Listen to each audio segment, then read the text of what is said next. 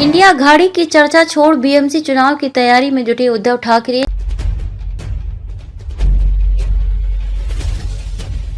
जानिए क्या बनाया प्लान।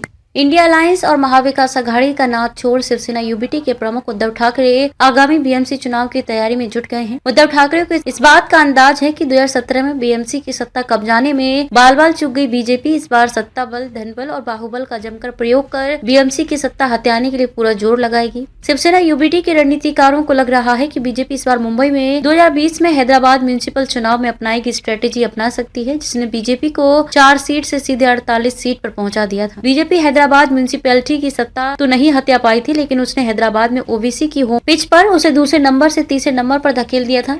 बीजेपी ने खास स्ट्रेटेजी के तहत हैदराबाद म्युनिसिपल चुनाव को लोकल या प्रदेश के नेताओं के भरोसे लड़ने के बजाय चुनाव में पार्टी के बड़े और केंद्रीय नेताओं को उतारा था, जो प्राइवेट जेट विमानों से रोज दिल्ली से आते थे और पूरे हैदराबाद में जोरदार प्रचार कर लौट जाते थे। भले ही ये चुनाव नगर निगम का था, लेकिन बीजेपी ने गृह मंत्री Amit Shah, UP CM Yogi Adityanath, party के राष्ट्रीय अध्यक्ष जेपी नड्डा के अलावा केंद्रीय मंत्री स्मृति ईरानी, प्रकाश जावड़ेकर, तेजस्वी सूर्या और देवेंद्र फडणवीस जैसे हाई प्रोफाइल नेताओं को चुनाव प्रचार में उतारा था। विधानसभा चुनाव की तरह बीजेपी इस बार बीएमसी चुनाव में भी ध्रुवीकरण के लिए न सिर्फ केंद्रीय नेताओं को बल्कि उत्तर प्रदेश, राजस्थान, गुजरात, मध्य प्रदेश, उत्तराखंड, कर्नाटक और अन्य राज्यों के बड़े नेताओं को अलग अलग पॉकेट में सक्रिय कर सकती है। इसके अलावा बीजेपी के असली मददगार आरएसएस तो है ही। उद्धव ठाकरे और उनके भरोसेमंद नेताओं के बीच इन दिनों मातोश्री मंथन का दौर चल रहा है। ये बात निकल कर आई है कि अगर शिव सैनिकों को जागृत कर दिया गया तो पार्टी के पास धनबल और संसाधनों की कमी नहीं रहेगी। पार्टी की योजना बड़े पैमाने पर अपनी महिला अघाड़ी और लोकाधिकार समिति, भारतीय कामगार सेना, युवा सेना, विद्यार्थी सेना जैसे संलग्न संगठनों को भी एक्टिव करने की है। हो सकता है जल्द ही कुछ नए लोगों को